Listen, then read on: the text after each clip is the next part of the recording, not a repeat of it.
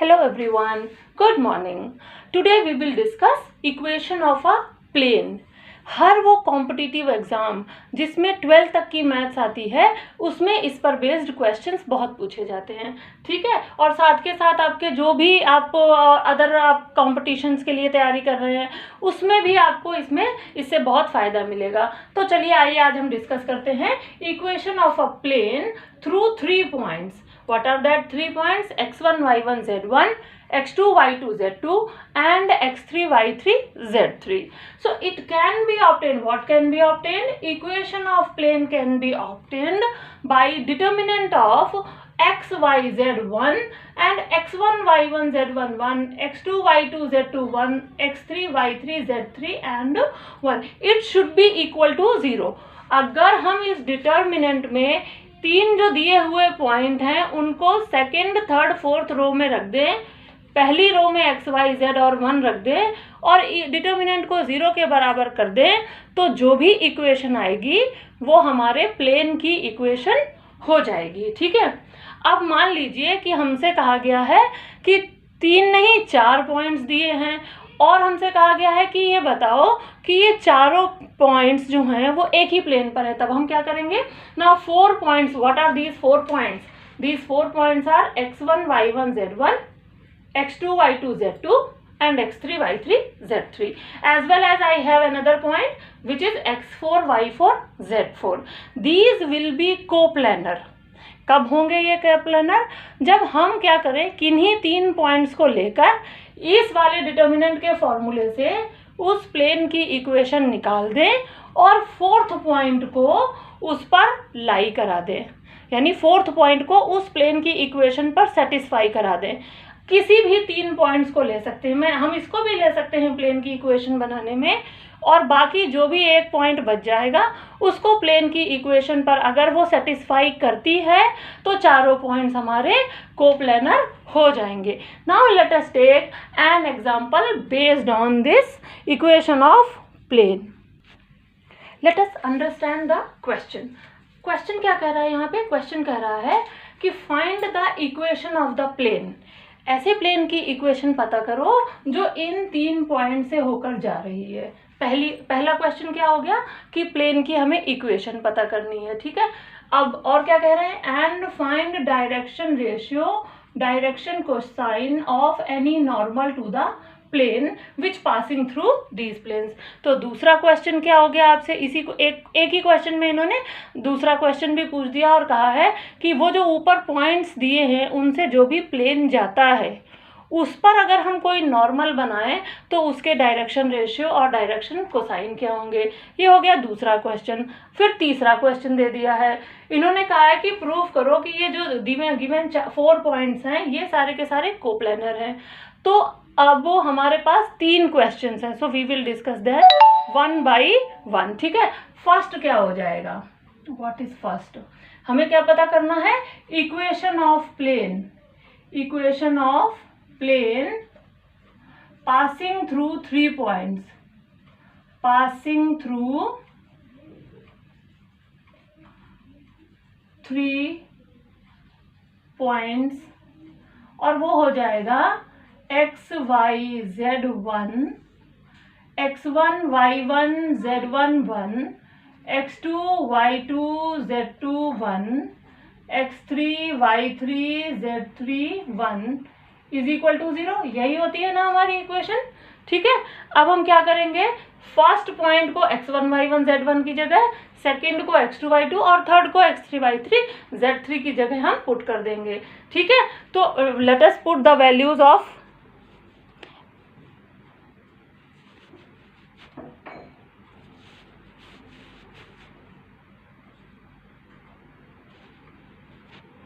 see, I have put all the values of x1, y1, z1 here and x2, y2, z2 here and x3, y3, z3 here. Now I will apply some determinant property and try to make simplify the determinant. Okay, सबसे पहले हम क्या करेंगे, थोड़ी सी determinant की property लगाएंगे, जो उससे क्या होगा, हमारा determinant का calculation बहुत सिंपल सा हो जाएगा, अदरवाइज ये बहुत लेंदी हो जाता है, ठीक है ना। So what to do, let us discuss. हम क्या करेंगे, हम करेंगे C3 tends to C3 minus 2C4 which is valid. ये C4 कौन सा होता है, C4 ये कॉलम होता है, C3 ये होता है, C2 ये होता है और C1 ये होता है। हम क्या कर रहे हैं, हम ऑपरेशन जो लगा रहे हैं वो C3 में लगा रहे हैं, ठीक है। तो अब जब हम ऑपरेशन C3 में लगाएंगे और C4 में हम 2 का मल्टीप्लाई करके C3 से माइनस कर देंगे। देखिए कैसे होगा ये हो गया एक्स वाई। C3 पर हमें कहाँ पे करना है, C3 पे करना है। तो C3 पे क्या हो जाएगा, हमारे पास है वैल्यू C3 की Z और माइनस ये हो जाएगा Z माइनस 2, ठीक है। अब हमें मिलेगा Z माइनस 2 और अब हमारे पास यहाँ पे क्या हो जाएगा, ये है 1 रहेगा। ये हो गया 0 0 और ये हो गया 2 माइनस 2 0 और ये 1 ही रहेगा हमारे पास, ठीक है। यहाँ पर हमें क्या मिलेगा 3 1 और ये हो जाएगा सॉरी अभी हमारे पास एक टर्म बाकी है 1 2 और ये हो जाएगा 1 माइनस 2 और ये हो गया 1, फिर हो गया 3 1 0 माइनस 2 और ये हो गया 1। तो देखिए हमें इस तरीके से ये मिल गया विच इज इक्वल टू 0, ठीक है। अब देखिए हमारे पास ये टर्म 0 हो गई। अब हम क्या करेंगे, इस टर्म को फर्स्ट वाली इस रो को, पूरी की पूरी जो रो है, ये रो है R2, ये है R1, ये है R3 और ये है R4। हम R2 को R1 की जगह ले जाएंगे और R1 को R2 की जगह ले जाएंगे। देखिए क्या होता है, कैसे होता है। देखिए मैंने यहाँ पर एप्लीकेशन लगा दिया है, R1 जाएगा R2 पर और R2 जाएगा R1 पे। तो ये पूरी जो रो है ये यहाँ पे आ जाएगी और ये पूरी रो है जो यहाँ पे, देखो क्या हुआ 0 0 0 और 1, ये तो आ गया R1 पर, ठीक है। और R1 पे क्या था x y z माइनस 2 और 1, वो आ गया R2 पर, ठीक है। अब हमारा काम बन गया।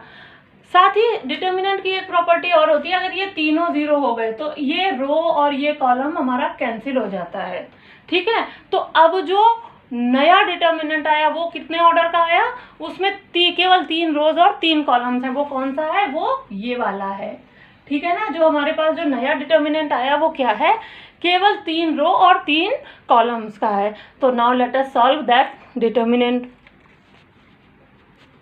अब देखिए क्या होगा, जैसे ही मैंने वो आपका ये R1 से R2 को एक्सचेंज किया, तो अगर हम डिटर्मिनेंट में कभी भी कोई रो को इधर से उधर एक्सचेंज करते हैं तो एक माइनस का साइन आ जाता है। अब इस माइनस के साइन को चाहें तो आप एज इट इज़ छोड़ दें क्योंकि ये 0 में चला जाएगा, तो इस माइनस का कोई फ़र्क हमारे डिटर्मिनेंट पर नहीं पड़ेगा। और अगर फिर भी आपको लगता है नहीं, तो हम क्या कर सकते हैं, हम R2 को यहाँ और R3 को एक्सचेंज कर सकते हैं आपस में एक दूसरे के साथ।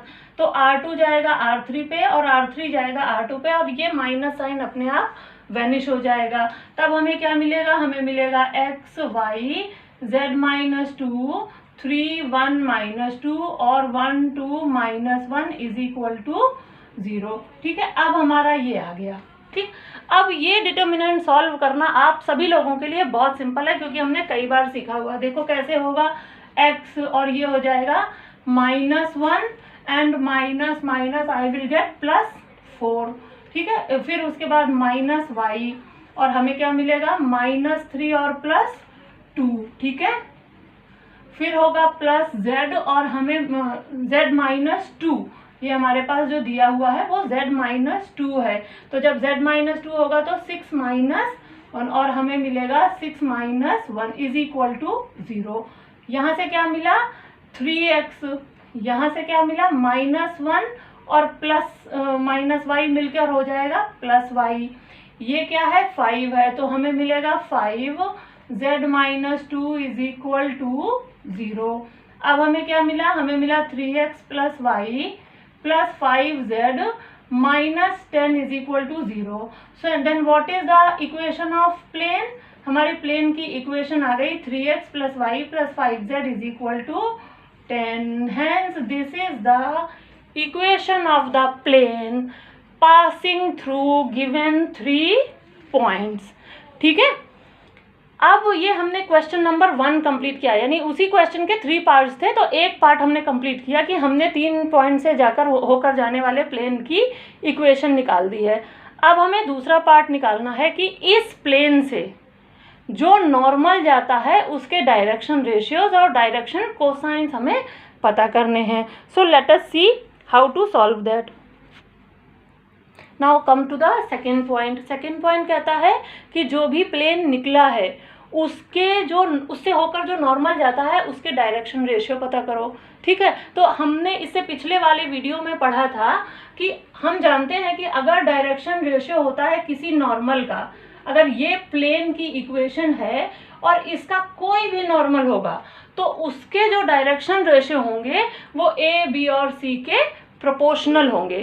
ठीक है, डायरेक्शन रेशियो किसी भी नॉर्मल के जिस प्लेन पर वो नॉर्मल होता है उसके एक्स वाई जेड कोफिशिएंट्स के प्रोपोर्शनल हो जाते हैं.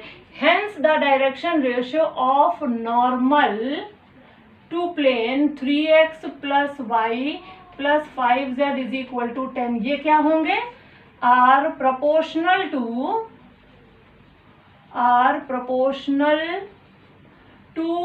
3, 1 एंड 5. डायरेक्शन रेशियोज 3, 1 और 5 के प्रोपोर्शनल होंगे. ठीक है, अब अगर डायरेक्शन रेशियो इसके प्रोपोर्शनल है तो डायरेक्शन कोसाइन क्या होंगे? Hence direction cosines are. Direction cosine क्या होते हैं? अगर ए डायरेक्शन रेशियो है तो डायरेक्शन कोसाइन हो जाता है A upon under root A square plus B square plus C square. तो हमारे पास क्या है? 3 दिया हुआ है. हमारा डायरेक्शन रेशियो क्या होगा? 3 upon under root 3 square plus 1 square plus 5 square.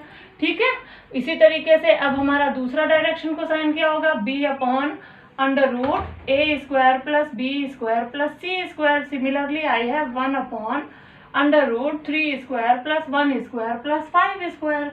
और क्या होगा? c upon under root A square plus B square plus C square. तो हमें क्या मिलेगा? 5 upon under root 3 square plus 1 square plus 5 square. तो अब हमें ये मिल गए. This is equal to 3 by root 35. This is equal to 1 upon root 35 and this is equal to 5 upon root 35. तो ये हमारे डायरेक्शन रेशियो और डायरेक्शन कोसाइन हो गए किसी भी प्लेन के नॉर्मल के. ठीक है, तो अब हम आते हैं थर्ड पॉइंट पर. थर्ड पॉइंट पे हमें क्या दिखाना था कि 4 पॉइंट्स दिए थे और ये बताना था कि वो चारों कोप्लानर हैं. So let us discuss third point. अब देखिए थर्ड पॉइंट हमारा ये है, क्या है कि हमें प्रूव करना है कि ये चारों कोप्लानर हैं. तो अब इससे और इससे होकर जाने वाले प्लेन की इक्वेशन हमें पता है. Equation of plane passing through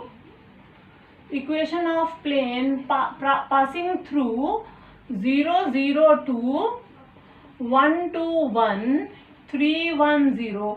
ये क्या है? ये है 3x plus y plus 5z is equal to 10. ठीक है, अगर हमारा चौथा पॉइंट इसको सेटिस्फाई करता है तो ये हमारा कोप्लानर हो जाएंगे, और अगर इस लाइन को वो सेटिस्फाई नहीं करता है तो हमारा चारों पॉइंट कोप्लानर नहीं होंगे. तो चलिए put the value of 0, 10, 0 in the equation of plane. ठीक है, तो हमें क्या मिलेगा? 3 into 0 plus 10 plus 5 into 0 is equal to 10. What did we get? 10 is equal to 10. Verify हो गया. Hence, these 4 points are coplanar.